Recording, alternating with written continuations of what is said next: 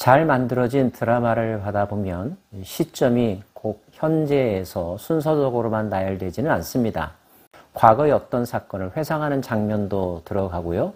또는 그 중간 시점도 다루죠.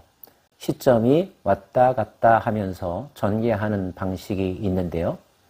이럴 때 그 시점을 정확하게 파악해야 드라마의 흐름을 제대로 이해할 수 있겠죠. 또 한 가지는 주인공을 주로 다루지만 주인공 주변의 인물들도 다루는 장면들이 있습니다. 필요하기 때문인 거죠. 예레미야서도 마찬가지입니다. 46장부터 다루는 내용은 그 시점이 여호야김 왕 4년째 되는 해의 사건입니다. 그리고 이제까지는 유다에 대한 예언이 주였다면 46장에서부터는 유다의 주변 나라들에 대한 예언이 기록되어 있다는 것, 여러분이 기억하시면서 읽으시면 좋겠습니다. 그 첫 번째로 다루어지는 나라는 어디일까요? 바로 이집트입니다. 세계 전쟁사에서는 갈그미스 전투라고 하는 것이 주요하게 다루어집니다. 그 시대의 역사적 흐름을 뒤바꾼 전쟁이라고 알려져 있는데요.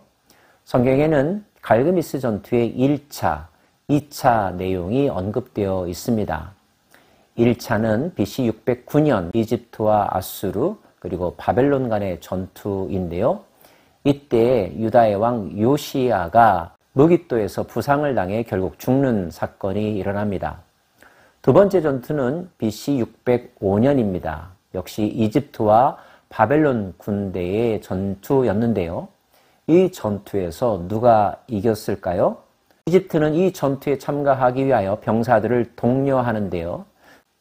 너희는 작은 방패와 큰 방패를 예비하고 나가서 싸우라. 너희 기병이여 말에 안장을 지워 타며 투구를 쓰고 나서며 창을 갈며 갑옷을 입으라.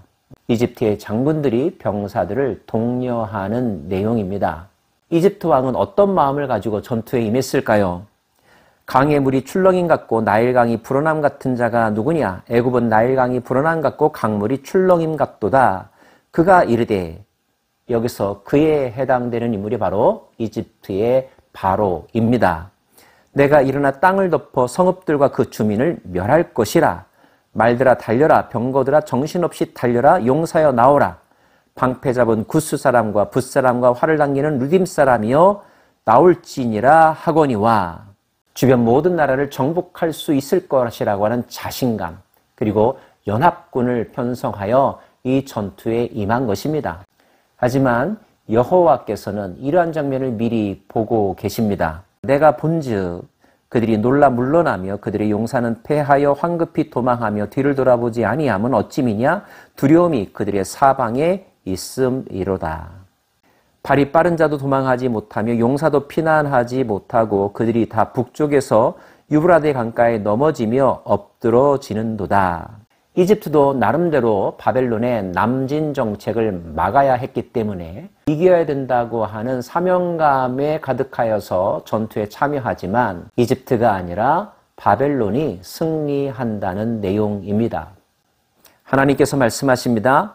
그날은 주 만군의 여호와께서 그의 대적에게 원수 갚는 보복이리라. 칼이 배부르게 삼키며 그들의 피를 넘치도록 마시리니 주 만군의 여호와께서 북쪽 유브라데 강가에서 희생제물을 받으실 것이미로다. 이 전투는 마치 하나님께 드려지는 제사와 같다 하십니다. 제물이 될 군대는 이집트였습니다. 실제 역사에서 이집트 군대는 이 전투에서 바벨론에게 패배합니다. 갈그미스에서만 패배한 것이 아닙니다. 이때 승리를 원동력 삼아서 바벨론은 남진 정책을 펼치고 급기야 이집트 본토까지 쳐들어갑니다. 바벨론의 느부갓네살 왕이 애굽 땅을 칠 일에 대하여 선지자 예레미야에게 이르신 여호와의 말씀이니라. 너희는 애굽에 선포하며 믹돌과 놋과 다바네스에 선포하여 말하기를 너희는 굳건히 서서 준비하라. 사방이 칼에 삼키웠느니라. 믹돌과 놋과 다바네스 44장에서 유다 백성들이 피신하여 정착한 이집트의 도시들입니다. 그 도시들에 칼과 기근이 임할 거라는 거죠. 그들은 왜 이집트로 피신했을까요? 그곳이 살 수 있는 길이라고 생각했기 때문이었습니다. 예레미야는 왜 그것을 말렸을까요? 이집트가 결코 살아남지 못할 것이며 그 도시도 초토화될 것이기 때문에 그들이 선택한 피난은 피난이 될 수 없다는 것, 예레미야는 이미 알았기 때문입니다. 너희 장사들이 쓰러지면 어찌함이냐, 그들이 서지 못함은 여호와께서 그들을 몰아내신 까닭이니라. 그렇다면 이집트는 왜 패배했을까요? 그들의 국력이 약해서, 바벨론이 너무 강해서, 현상적으로는 그렇게 보입니다. 그러나 그 과정 속에도 하나님의 손길이 작동했다는 것입니다. 그가 많은 사람을 넘어지게 하심에 사람이 엎드러지며 이르되 일어나라, 우리가 포악한 칼을 피하여 우리 민족에게로 우리 고향으로 돌아가자 하도다. 살 길을 찾아 도망가자고 하는 외침들이 이곳저곳에서 터져 나옵니다. 왜요? 하나님께서 그런 상황이 되도록 만드셨기 때문이라고 예레미야서는 증언하고 있습니다. 결국 아름다웠던 도시라 자화자찬했던 이집트, 유다 백성들이 피난처가 될 것이라고, 그리고 도움을 요청하면 그들의 구원자가 될 것이라고 예상했던 이집트, 결코 그 역할을 감당할 수 없었습니다. 그들도 여러 패자들 중에 한 명이 되었을 뿐이죠. 초토화되었습니다. 불타올랐습니다. 바벨론에 의하여 점령당하고야 말았습니다. 성경은 그 이집트의 멸망도 하나님의 심판의 한 내용임을 분명하게 선언합니다. 만군의 여호와 이스라엘의 하나님께서 말씀하시니라. 보라, 내가 너의 아몬과 바로와 애굽과 애굽 신들과 왕들 곧 바로와 및 그를 의지하는 자들을 벌할 것이라. 내가 그들의 생명을 누리는 자의 손 곧 바벨론의 느부갓네살 왕의 손과 그 종들의 손에 넘기리라. 마침내 바벨론이 근동과 중동 지방의 패권 국가가 된다는 뜻입니다. 그렇다면 이 일로 말미암아 이집트는 완전히 멸망하는 것일까요? 그렇지는 않다는 것도 하나님은 말씀하십니다.